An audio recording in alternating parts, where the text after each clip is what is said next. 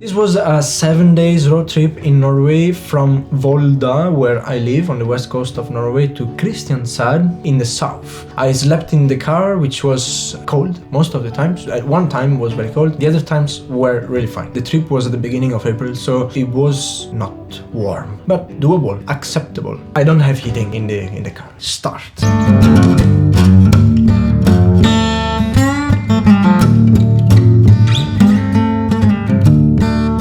Left on Saturday morning at 8:30 a.m. I don't have names of these valleys, so what I like to do in these trips in Norway is to just rename places however I want. You can find it between the villages of Birkjelo and Klakegg, and the river that passes in this valley is called Stradalselva, and my name, it was the Valley of Goblins. Another reason why I rename places is because even if I find the name, I might just not remember it. I normally cannot find the names of the valleys. Yeah, Valley of Goblins. After Skye, we started to drive uphill a lot. Along the way, we wrote a list of waterfalls we wanted to see. First one we saw is Kvinnefossen. It's a small waterfall, but quite tall. In Norwegian, Kvinnefossen means woman waterfall. I believe is good if I help with naming some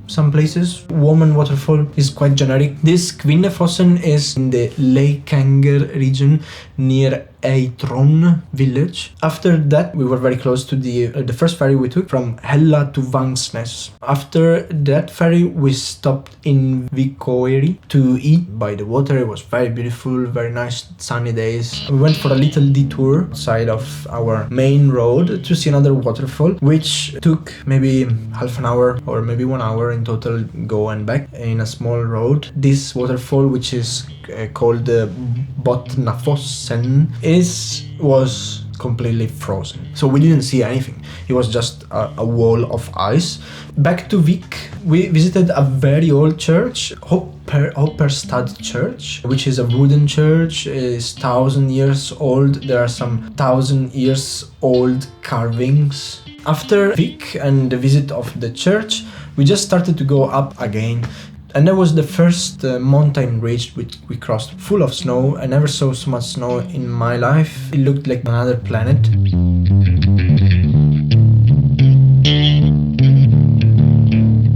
When we started to go down outside of this first mountain ridge, we named also another valley, which was very beautiful, but I have no idea how I named it. This renaming was not effective at all. Practically, you can find this valley. This is the valley of the river Storelvi. It's very nice. There was another waterfall right after, not so far from this one, which was even more incredible. It's called Skjervsfossen. It's not a tour, it's just 300 meters from the road. It was very accessible. It was incredible. It was a huge waterfall. After a while, we went through the Hardanger Bridge, which is an incredible structure. By that time, sunset was starting. It was very beautiful. We had the Hardanger Fjord on our right. We were on our way to Odda. It was a great moment to be on the road.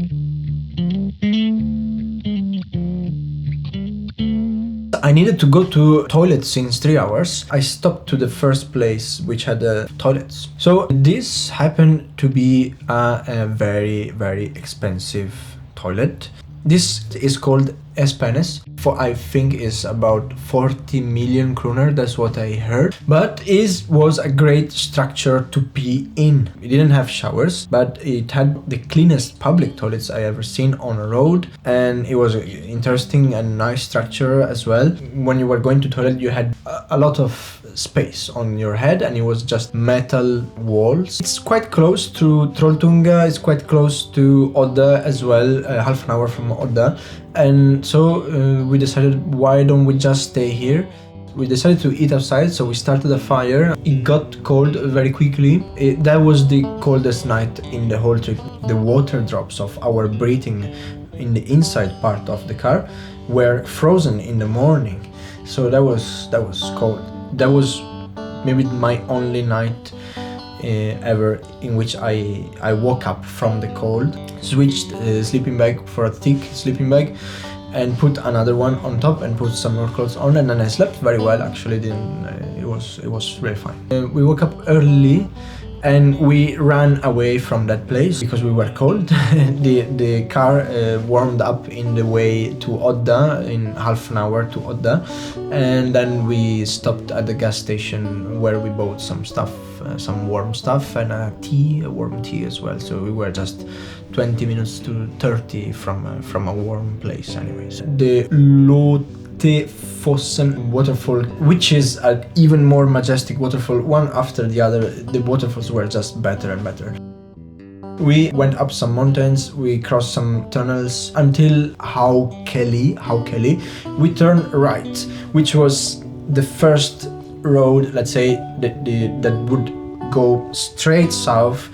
This is the moment when we crossed the second mountain ridge, which was full of snow. Yeah, again, I never saw so much snow in my life. This place is much more famous, is called Hovden. So Hovden is basically a new village. It's a city of Norwegian cabins, 900 meters above sea level. This place was more crowded than the actual villages that we passed across the fjord. They were kind of empty, as expected in Norway, as I'm used to seeing Norway, but Hovden, it was crowded. On the way to Kristiansand, we still had a few stops. For example, we wanted to visit a very old tree, which is 1,000 years old, and a cave called Tjuvhola, not too far from Kristiansand. The old tree is literally basically on the road next to a small river in a field, is next to a church. We found it very easily. The tree is quite recognizable, is in Årdal church, circle on top, Årdal. We proceed on to find the cave. There are two paths to the cave. It's not in the same place of the tree. We just drove maybe 10 minutes after the tree. There's one that brings up to the mountain above the cave. It's a long hike, and another one that was, of course, in the parking lot where we were not, which actually brings to the cave very easily. And I was convinced that the two paths would meet, but instead, well, they meet, but not at the same altitude. One goes to the cave and the other one passes on top of the cave. So on the map it looks like they meet, but they are not meeting. The cave is in between the two paths, and we walked on the roof of the cave, never actually seeing the cave itself, and so we leave it to our own imagination. Not so far from the cave, we actually reached our final destination, Arnbjørn's place in Kristiansand, where I was hosted for 2 nights and 1 day, so Sunday night. Then I stayed there Monday the whole day, and then slept there Monday night to Tuesday, and then left on Tuesday morning.